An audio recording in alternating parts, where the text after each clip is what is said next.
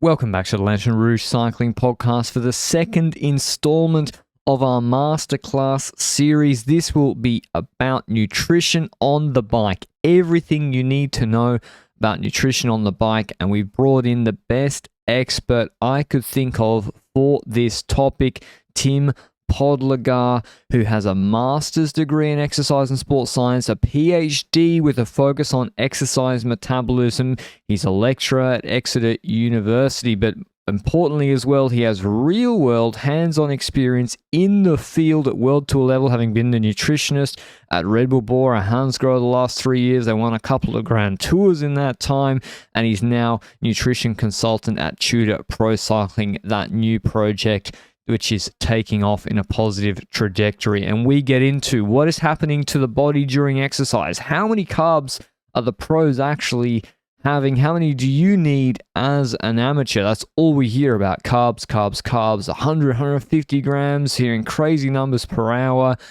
Do you need to change how many carbs you're having or your nutritional requirements on the bike depending on your size? Can you train the gut? That was a really interesting topic. There's gut training is a little bit more complicated or nuanced than one might think. Should you do fasted rides? Should you do carb loads? When should you do them?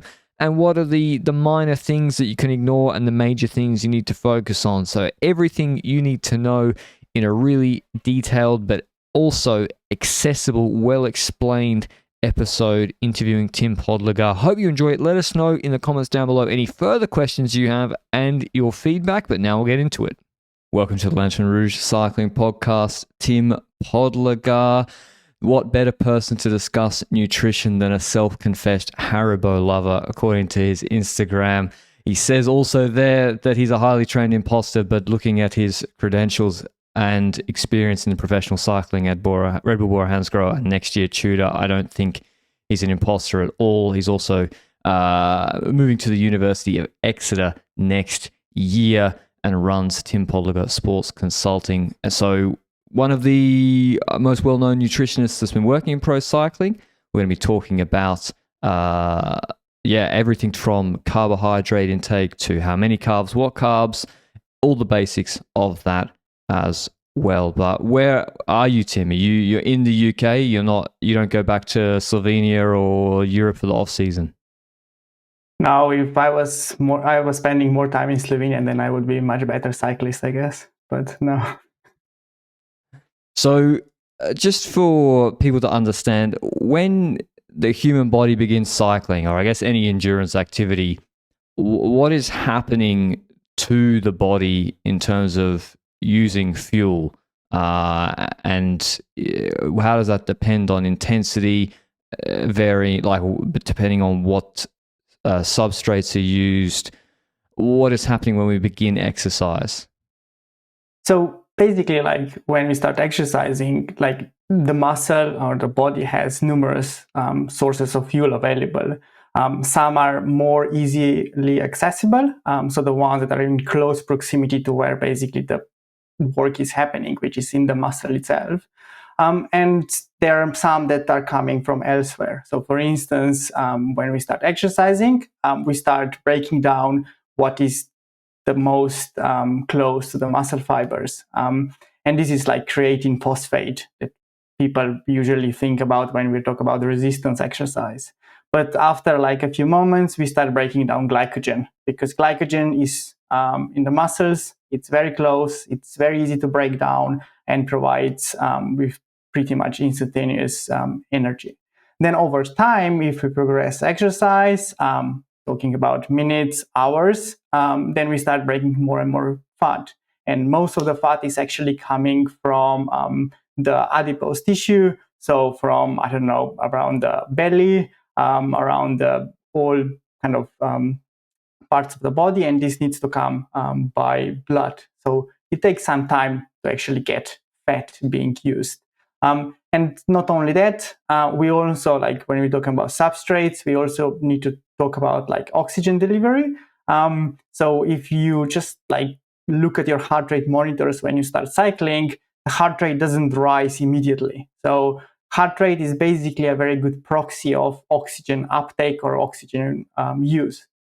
And it takes some time to basically start using the aerobic energy systems.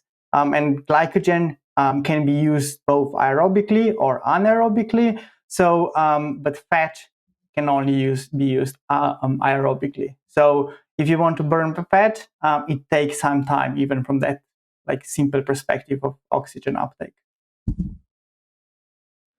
And that's something I didn't actually know. So so say you do an hour and a half ride. So what you're saying is that in the first, say, 15 minutes, you're tickling along at low zone 2. It's just a zone 2, 150 watts, whatever.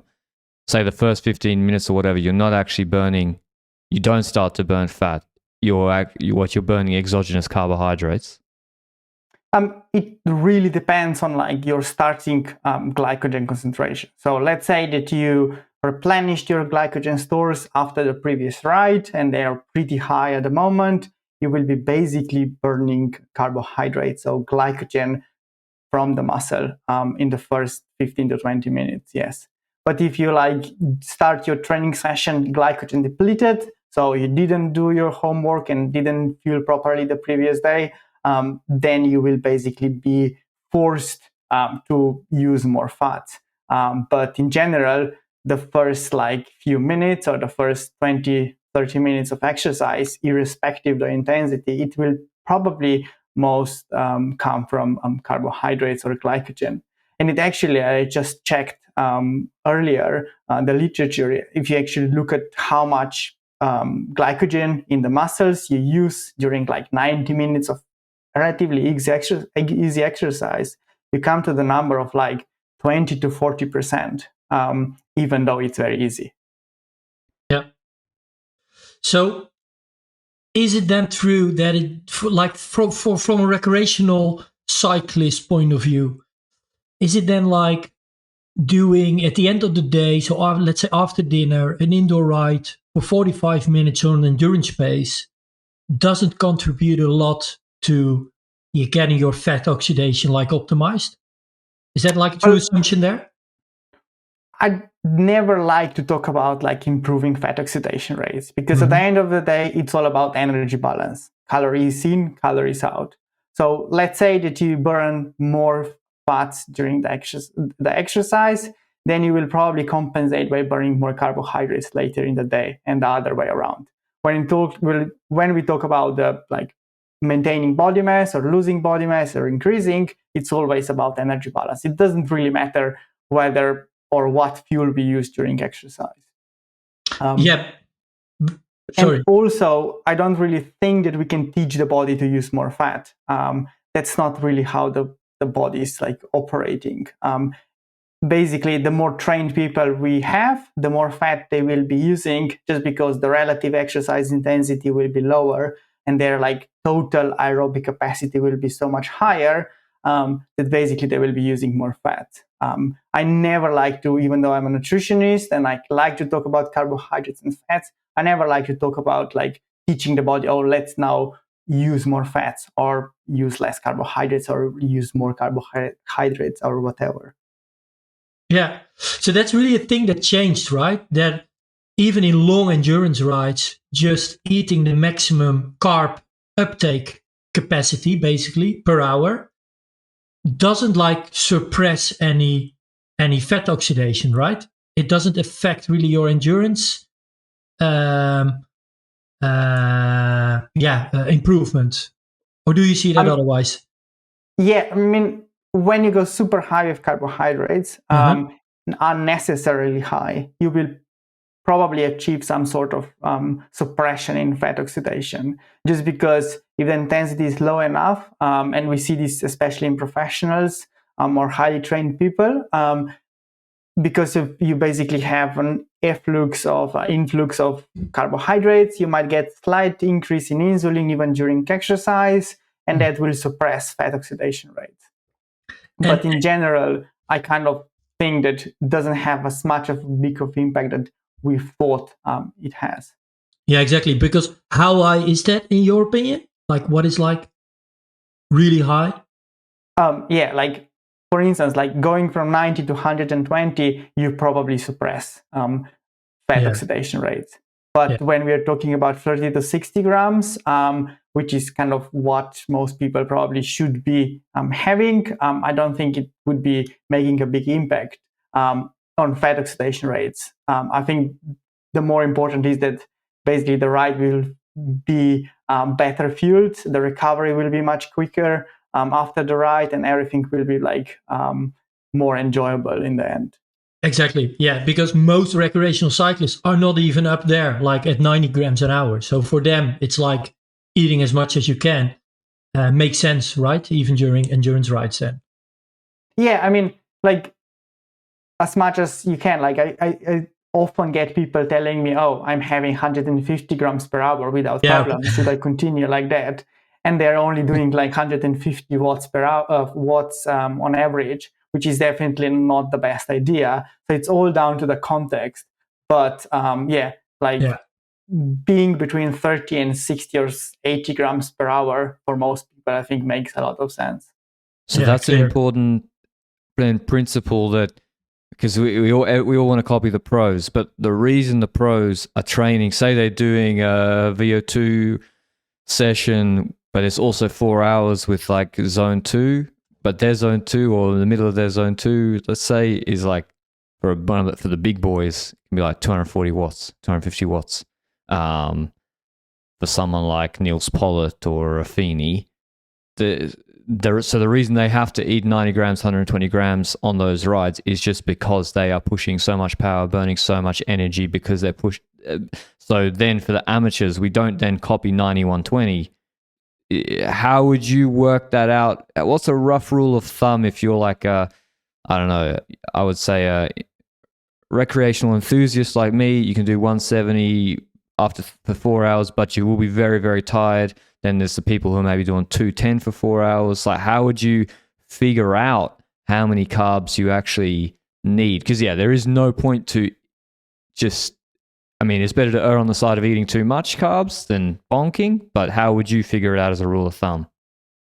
So I kind of like to break it down like to the duration. So if it's less than 1 hour and a half, you don't really need a lot of carbohydrates. And the reason is very simple, that probably you will not deplete glycogen stores when doing 90 minutes. But if you're doing super hard intervals and the session is 90 minutes long, it's better to have these carbohydrates before exercise, because when you're doing intervals, not a lot of absorption is happening. So you're not actually using the carbohydrates that you're eating during exercise, but you're mostly actually breaking down glycogen. When the duration is longer than 90 minutes, then you start thinking, okay, what do I have on the menu in terms of type of riding I'm doing? And then kind of I really like the general recommendations that there are out there. So nutritional recommendations for normal people state up to 90 grams per hour, never above 90 grams, because simply there is no need for normal people to go above 90. It's only professional athletes that might go to 120, and even then it's probably like not the smallest riders, because the smallest rider, the smallest rider don't need as much carbohydrates because their power output relatively is high, but in absolute terms it's not super high. And then everything I would say between 60 and 90 grams per hour makes a lot of sense. When I work with professionals, I even start very often like tell them, okay, if you're doing endurance ride, if you're doing 4 or 5 hours, start with like 20 to 40 grams in the first hour. And then in the last hour, you come up or finish the ride with like, let's say 70 to 80 grams of carbohydrates per hour. So you gradually increase the amount, because at the same time, you have less and less glycogen in your muscles. So it kind of makes sense to kind of slowly increase the intake as well. But we are talking about endurance riding now. If you're doing like some hard training session, then it makes sense to like, let's go with like 60 to 80 from the start. And is it possible for an amateur to just go to 90 grams, or like do they need to do a process like gut training, for example? Obviously the pros to absorb 120, 130, the small guys, they have to do gut training, or they should. Is that necessary if you go on 60 to 90, or is that pretty tolerable for a normal human with no other issues? It really depends. And this is really an interesting point when it comes to nutrition on the bike, and makes everything much more complex. So recently we found out that like when it comes to glucose, so monosaccharide, like the simplest way of sugars, there is a wide variety between how much like people can use. So let's say there are people that can only absorb 35 grams per hour of glucose, even though like in textbooks we will see 60 grams per hour. And there are even people that can go probably more than 60 and up to 90 grams per hour with just glucose. Remember, like when we go to 90, it's usually glucose and fructose combined. So this kind of tells us that there is a large difference between individuals, and there is some relation to the body size. So probably the bigger you are, the more powerful you are, the more carbohydrates you eat in a daily diet, the more carbohydrates you can actually absorb during exercise and utilize. They go towards the end of these recommendations, like towards 80 to 90 grams.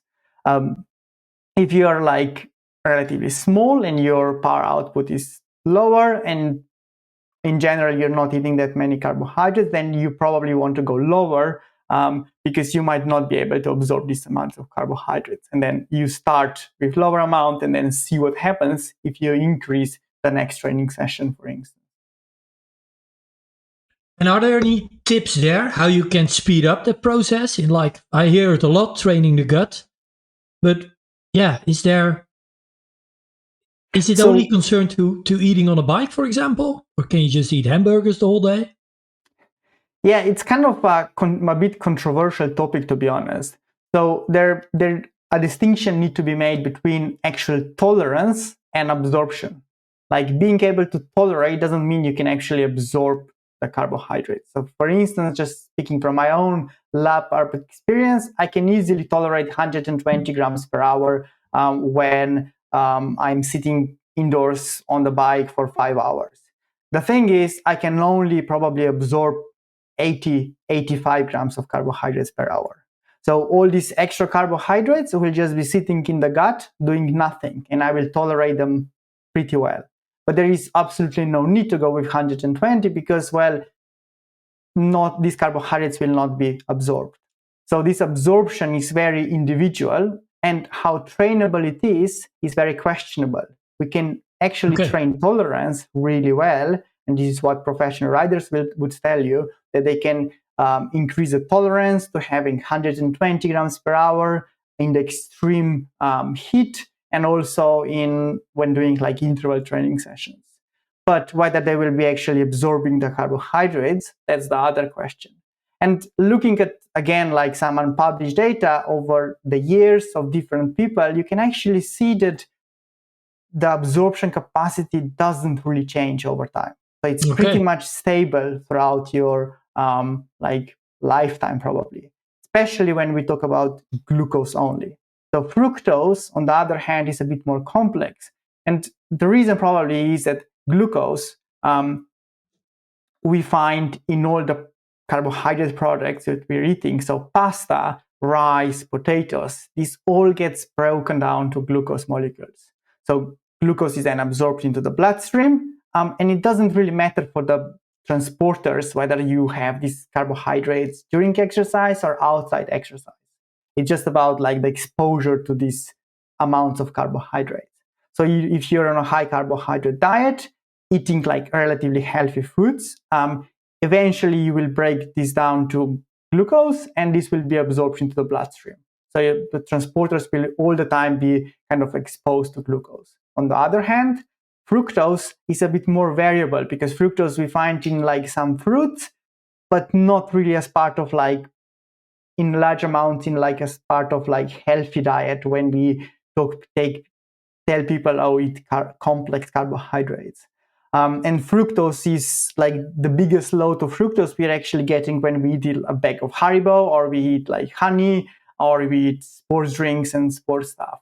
And there is probably some wiggle room when it comes to absorption of fructose, because the transporters are not exposed on a daily basis in such amounts. But when it comes to glucose, it's more like, standard. So over time, you can probably then increase the total amount of carbohydrates just because you increase the absorption of fructose. But this is very speculative at this point.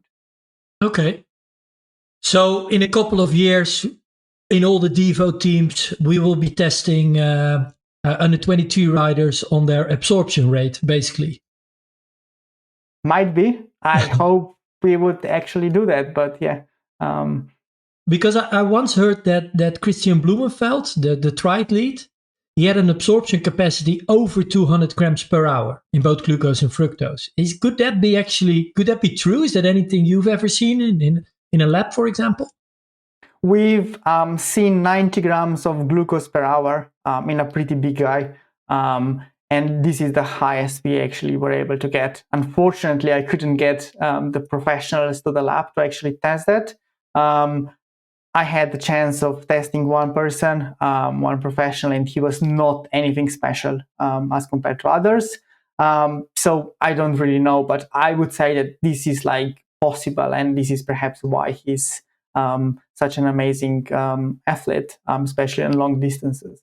I think it's possible because what we saw with on Plateau de Bay in stage 15 of the Tour this year is so different to what would have happened 10 years ago, and one of the biggest explanations must be that they are actually absorbing way more carbohydrate than they would have 10 years ago and eating way more carbohydrate. Otherwise, they should have all been on their knees, not just Jonas and Pogačar and Remco, but also Santiago Buitrago did 6 watts per kilo for 40 minutes in 35-degree heat, which is, he didn't have that much performance decline. And to me, I agree. The big explanation is that.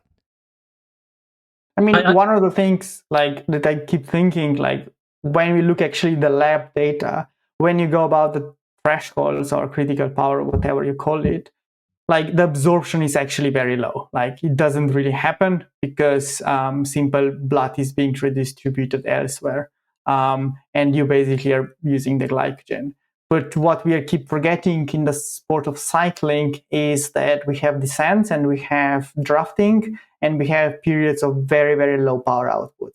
And this is when basically the absorption is very high, much higher than what we see in the labs when we ask people to exercise, I don't know, just below the first threshold. They're actually like barely pedaling or going very easy. And for Pogačar, whose first threshold is at, I don't know, 340 watts, anything below 300 watts, it can actually, or like 250 watts perhaps, could even be possible that he's actually resynthesizing glycogen. And this is when things become very interesting to think how to fuel these guys. Because it might actually be that these amounts of carbs are actually helping rebuild some of the glycogen on the descent or when they are drafting. Exactly. So he's filling his storage, right? That's what you're saying. Yeah. Which previously was thought like it's not really possible. But well, the thing is, not like, for us. if you actually, yeah, not for us because 250. I'm using glycogen, using all of it. Yeah, but I mean, if you look at the evidence, like the fact that you can synthesize glycogen during exercise has been known for like numerous decades. Probably the studies are older than I am. So it's not anything new. It's just like how you interpret the data and look at what you're dealing with and how try to explain what actually these guys are actually doing on the road and why 120 actually makes a difference for them. I actually also think that there's like a new breed of cyclists coming to the surface now. While there's so much emphasis on taking enough carbs during a race, you also see that the athletes that are gifted with a high absorption rate actually are more profound to come to the surface. You know, they can actually use that talent now instead of like being told by some other cyclist in your team that you shouldn't eat too much during training, which was basically like what happened on a training camp like only like 10 or 15 years ago. Well, maybe even 8 years ago in some teams. That's a big difference. Yeah, I think so. Definitely. And to go back to, say, normal person, harder ride 60 to 90 is the max. But you mentioned then glucose-to-fructose. How should people get the nutrition then in? Should they just whack in gels? Is there an optimal mix for the average person? So yeah, when we look at the sports nutrition products, we often see these ratios of carbohydrates.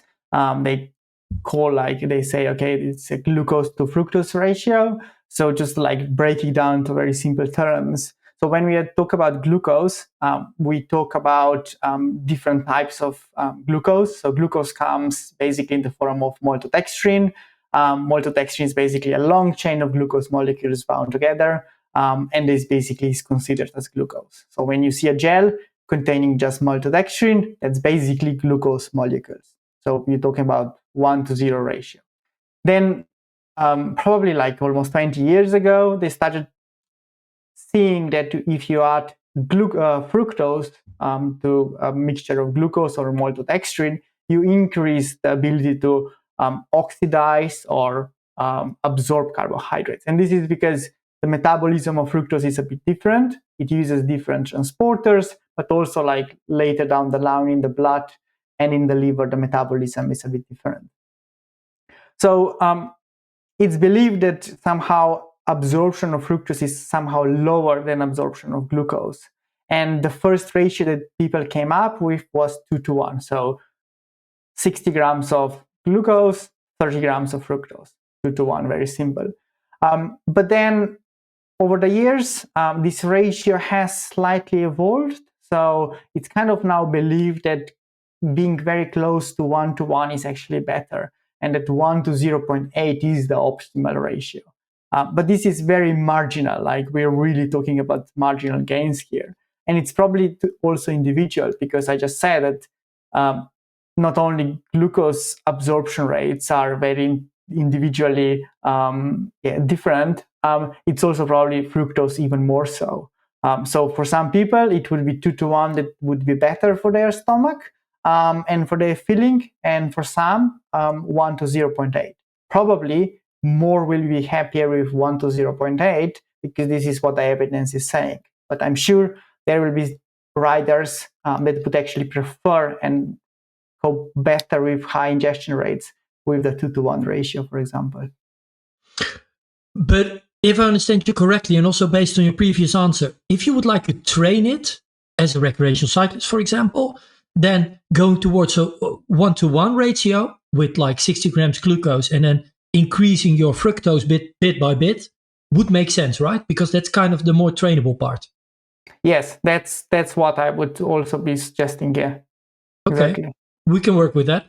But I never knew that. I never knew that there was different forms of carbohydrate that were the absorption of which was more trainable than others. I always knew it at a superficial level, just thought you train the gut to like be able to eat more carbs. Yeah, same for me. I mean, the question is how trainable it is in the normal person. So if you put like person to a low carbohydrate diet, then you need to train or like improve absorption of both glucose and fructose. But because normal people have a lot of glucose in their diet because they're eating carbohydrates, the only part that is kind of very variable is basically the fructose part. And that's why you can probably upregulate the fructose transporters. That's the only point. And here, like for instance, for normal people, table sugar, so the cheapest source of carbohydrates you can find is basically 1-to-1 ratio. And it can be very easily used as a like way to train the gut during the workouts. So table sugar into the bidon with water is fine.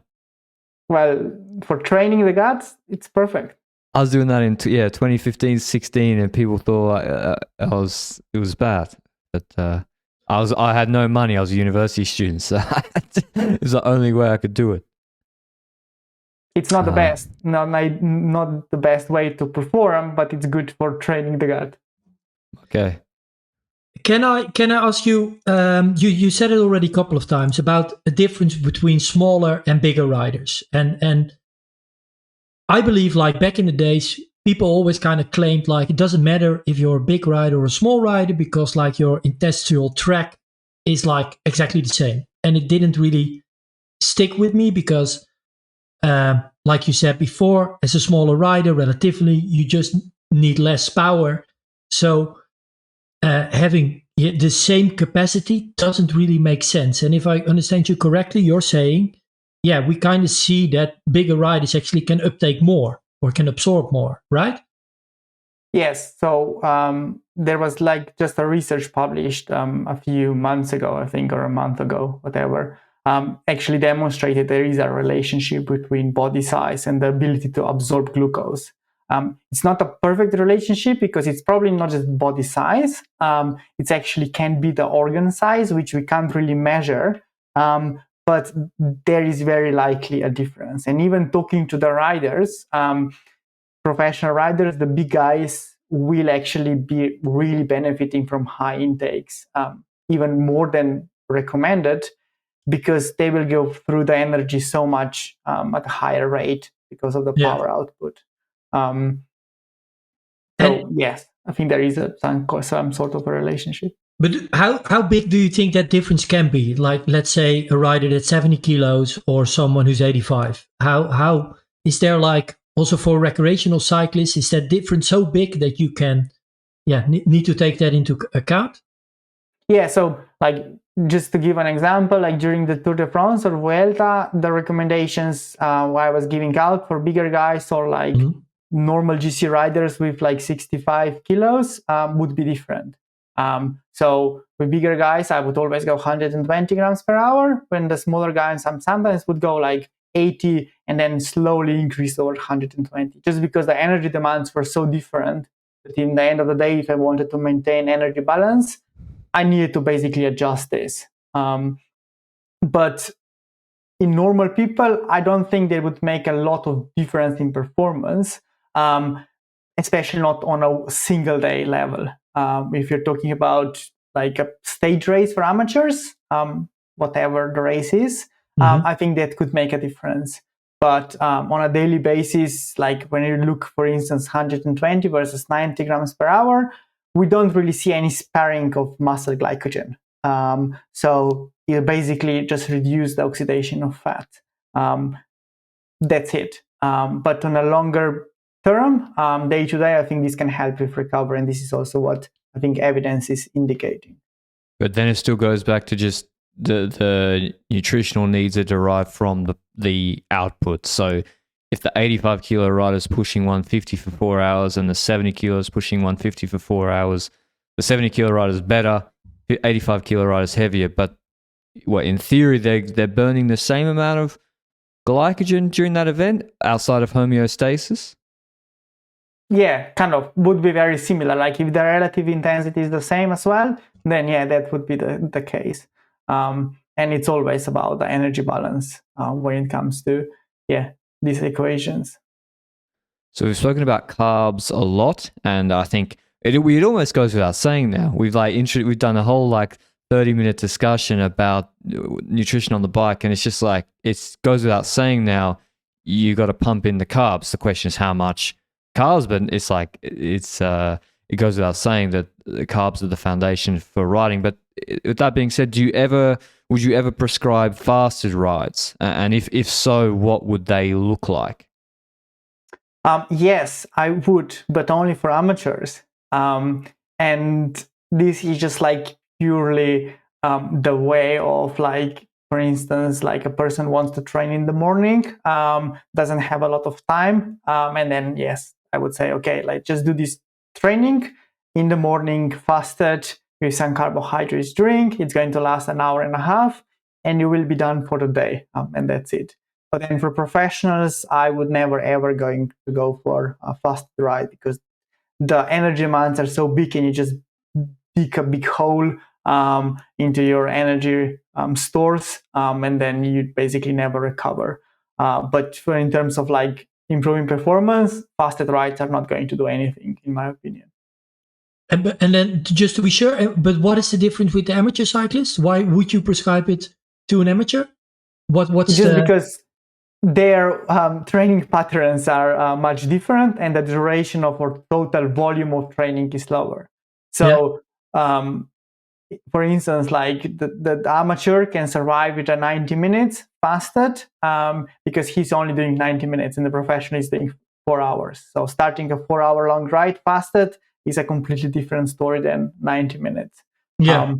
And there is some evidence that perhaps you can get similar adaptations if you are like more time efficient adaptations if you do like lower carbohydrate training sessions, but only if you actually can do this training session without this much carbohydrate. So if you overload the carbohydrates for like a really easy training ride, well, that's no good to anyone.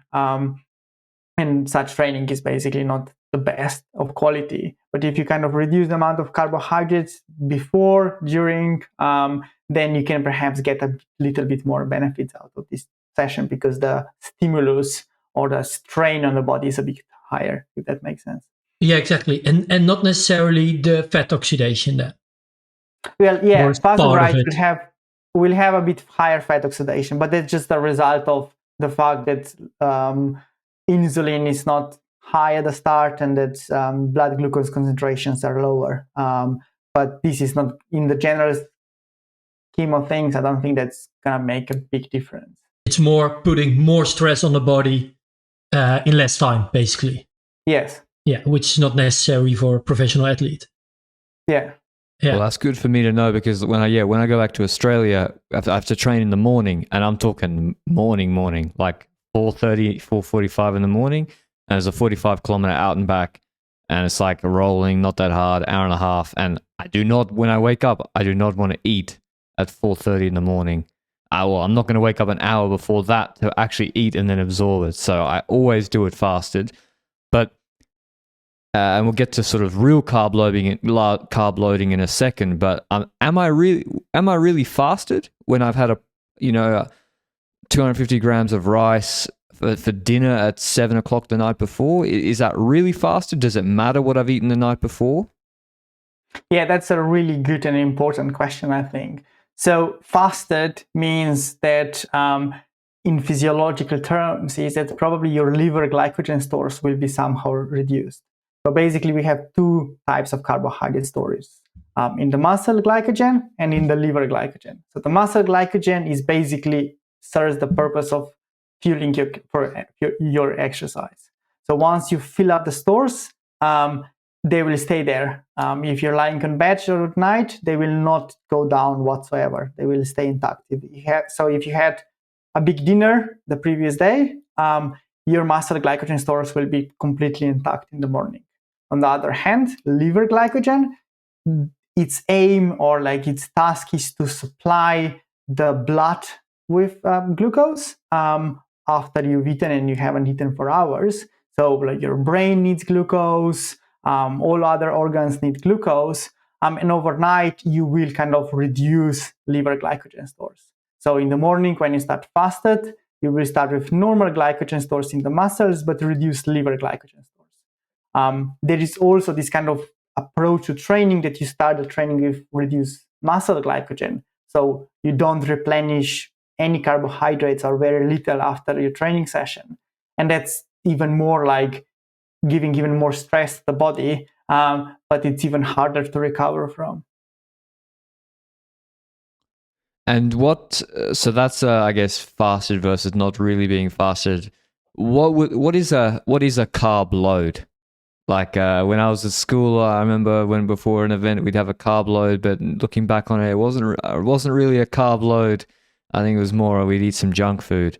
But before an event, what is a carb load, and when should you or does an amateur need to carb load ever? Yeah, so carbohydrate loading is basically increasing the amounts of glycogen in the body above what you have on a normal day after a recovery day, for instance. So you can basically like occasionally, every few days, every once a week or so, get the body to store more glycogen. You can't do it like every single day after each ride, but you can do it before special events. So if you're going to go for a Gran Fondo, it makes a lot of sense to basically carbohydrate load. So historically, people were carbohydrate loading for like 3 days before the event. So 3 days of a really high carbohydrate diet. But that doesn't really make a lot of sense because for the 3 days, you're actually going to do some exercise, some activation riding, some training still. And this would just mean that you would be eating loads of carbohydrates and using a lot of carbohydrates in these sessions because, well, even low intensity sessions we started this podcast with actually use some glycogen. So this doesn't make a lot of sense. So what we now recommend is that you do the glycogen loading on the day before the event.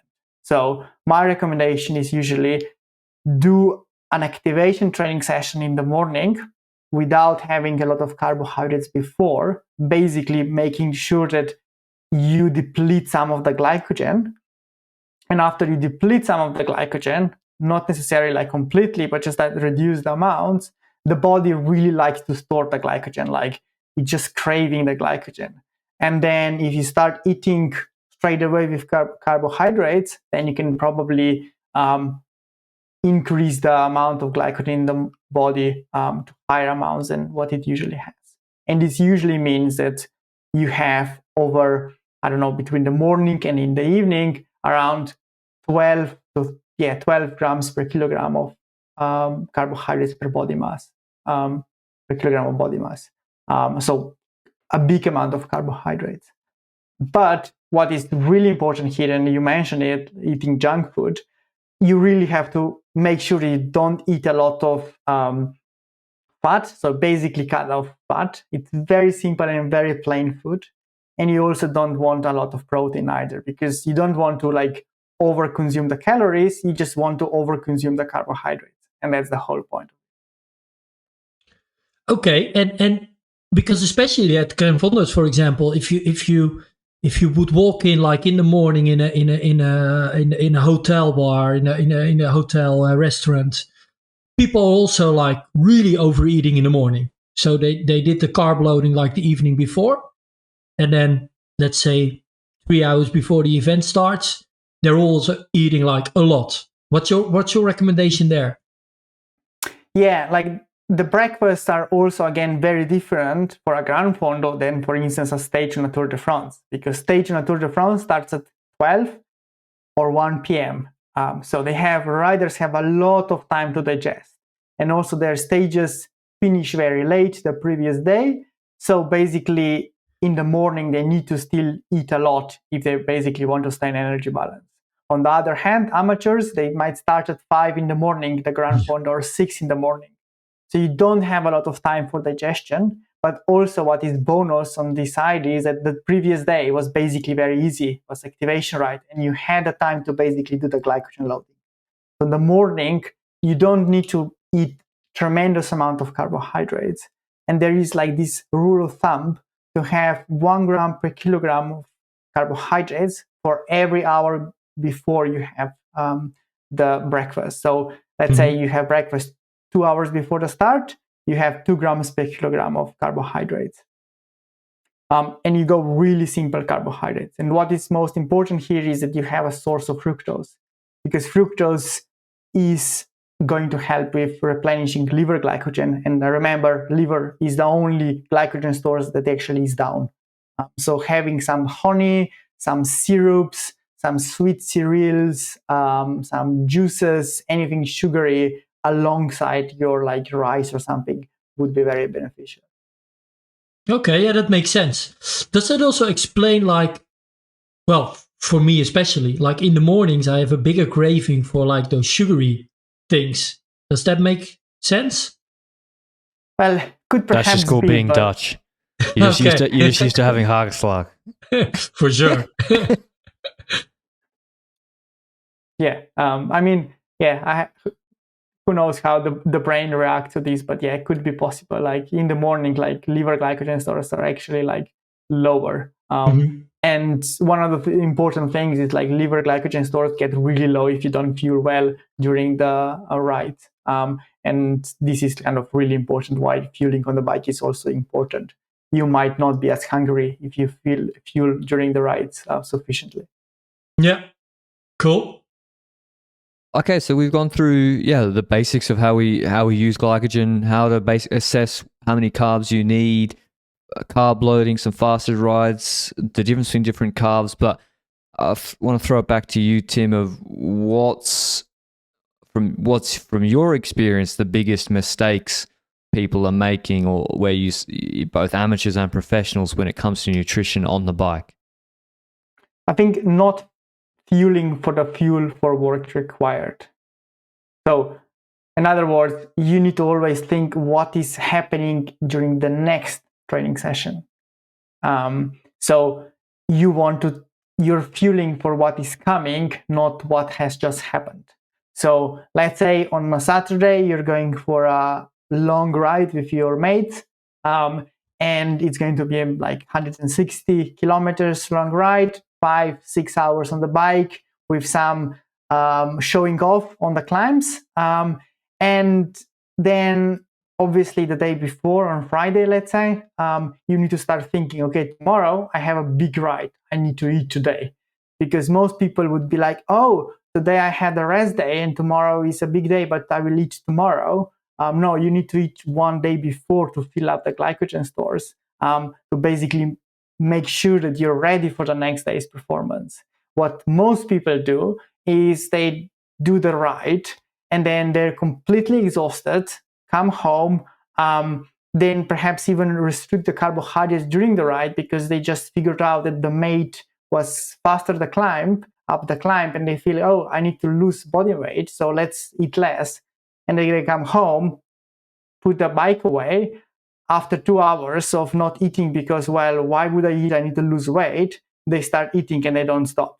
And then all the biscuits and everything that is highly caloric goes away, is being eradicated from the cupboards. And this is the big mistake people do. And I think it happens even to me sometimes, it happens to professionals very often, and it happens probably to everyone out there. Not thinking ahead what's going to happen. Because if you think ahead, then you will finish the training session in a good state. You will recover. You need food for recovery, but you will not overeat because you will be simply well fueled for the training session. I think that's a really good one. And that's actually what I see a lot happening around me as well, that people they stop eating in the last 45 or 30 minutes because they think oh, I'm almost home. I don't need to fuel anymore.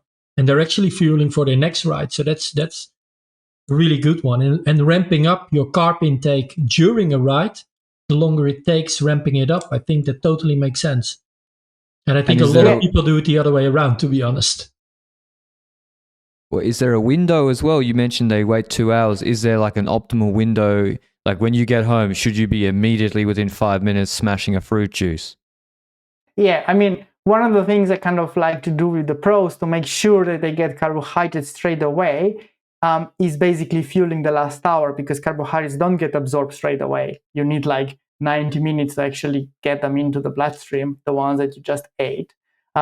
So you basically, if you fuel well the last hour, you're basically fueling the recovery already on the bike.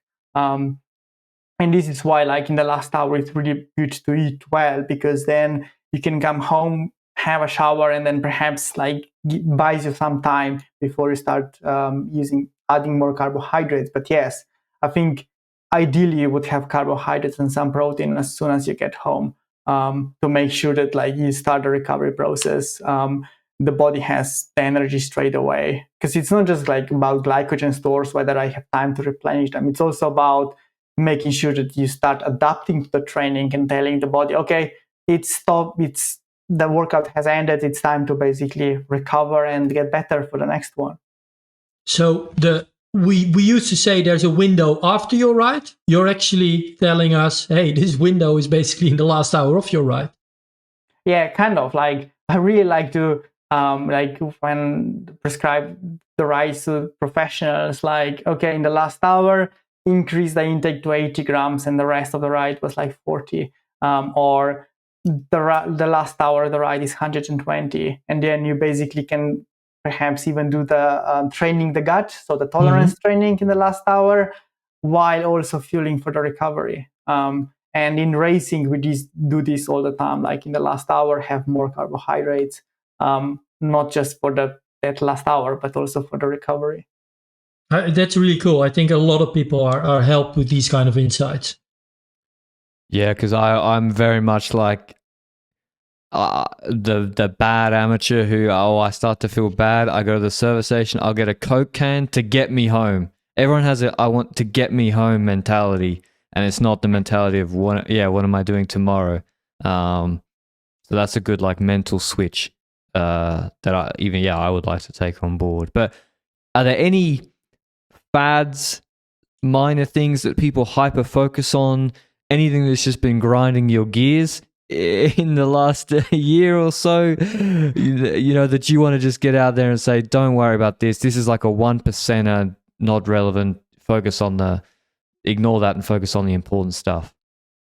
Yeah, you see it like with supplements all the time. Like one year there is a craze about ketones, the next year it's about sodium bicarbonate, and then there are some other things. It's always about fueling. It's the most important thing when it comes to Grand Tours, which are the most like demanding events. It's all about getting the right amount of carbohydrates in, and then comes everything else. And many professionals don't take any of these special supplements, and are still performing the best. But yeah, you only have to start talking about or thinking about supplements and these marginal gains when you have carbohydrate intake and fat intake and protein intake sorted out. I think that's the most important thing. And that's an important message as well, that whilst you have said, okay, there can be bigger individuals and smaller individuals, there can be people with different fructose absorption rates based on their daily eating patterns, but we're actually not all unique sunflowers, and you do need carbs to perform on the bike, whoever you are. Yeah, if we give low carbohydrate diets to Tadej Pogacar, I'm pretty sure he would not have won. Maybe they did in 2022 races. On stage 11. I think they should in 2025. Yeah, exactly. UCI needs to restrict his carb intake. It's an interesting take. He'll only win 20 World Tour races, not 30. Okay, so yeah, it doesn't matter who you are. You'll have a decline in performance in endurance exercise if you reduce carbohydrates or restrict carbohydrates. Yeah, exactly. Okay. Well, anything else from you, Jim? Well, we can stop with all those supplements. That's a good thing. No, I'm totally on board on that. That's something that Aske Jeugendrup is also saying for many years now, right? Like focus on the big things. Make sure the macronutrients you're eating them in the right proportions. And yeah, that's what you see, of course, in a lot of domains. People tend to put their attention first to all those minor details, which are basically irrelevant if you don't look to the bigger picture. And especially in nutrition, that's there's so much content and influencers and people talking about supplements and all those really small things that don't really add up to the cycling performance. Yeah, that was really interesting, Tim. Thanks very much for coming on LRCP. Good luck at Exeter. Now I guess, and especially at Tudor next year. That's a really exciting project, and good luck with the team. And hope you have good results with them and enjoy that. And big thanks to you for coming on. Make sure everybody follows Tim on Instagram or Twitter and checks out his work and also his studies and research. Thanks a lot for having me. Okay. Thank you for your insights. Biggest takeaways, Jim, from the chat with Tim, for me, number one would be just looking ahead. So don't look at what I'm doing today or what I've just done, but actually that's in the past, looking ahead and change. That's like a mental switch for how I'm eating on the bike. There's a few other things, but yeah, what came out from that conversation that was new to you or reinforced something that was important for you? Well, first of all, like just what you mentioned right now, like I've actually written it down. Like he said, fueling for what's coming. That really sticks to me. That's such an interesting insight, that you're fueling, especially like in your last hour, for your next day, for your next workouts.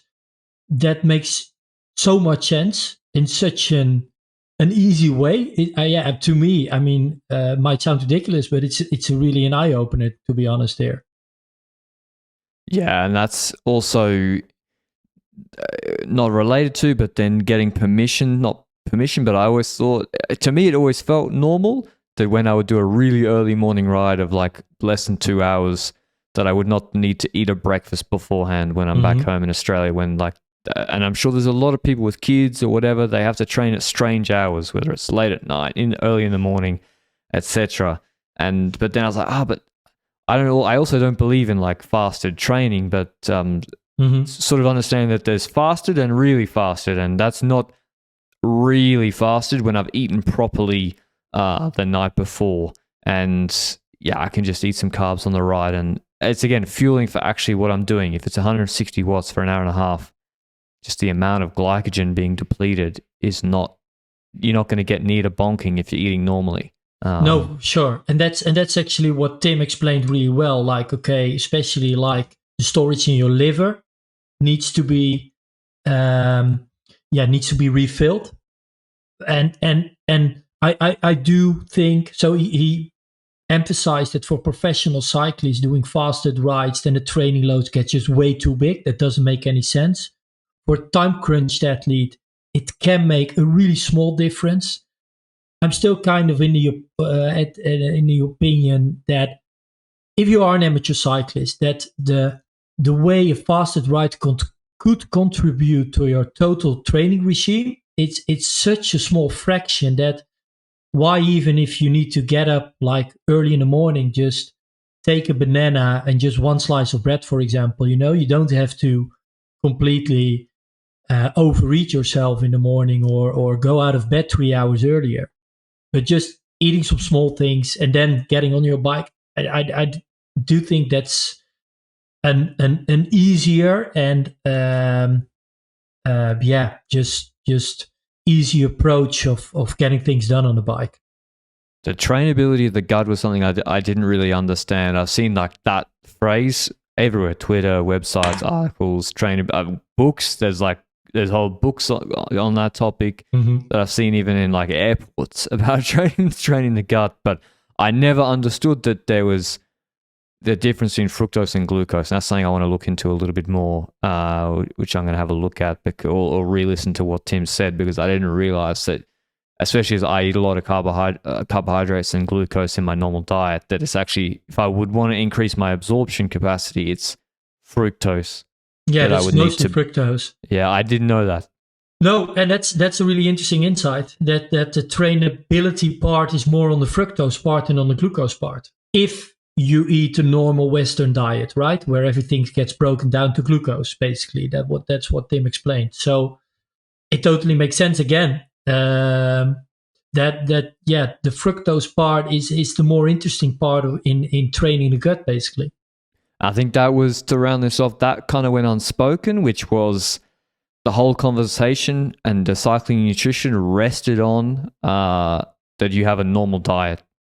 I think that's, and what is a normal diet? We deliberately did not want to go into that on this podcast. We wanted to focus on bike or directly after bike nutrition, but I think it did rest on the premise that you were starting your training rides with close to full liver and muscle glycogen, that you were eating sufficient calories and carbohydrates, whatever that portion was, 80-20, 50-50, whatever. It was resting on that you were not starting rides in a depleted fashion 99% of the time.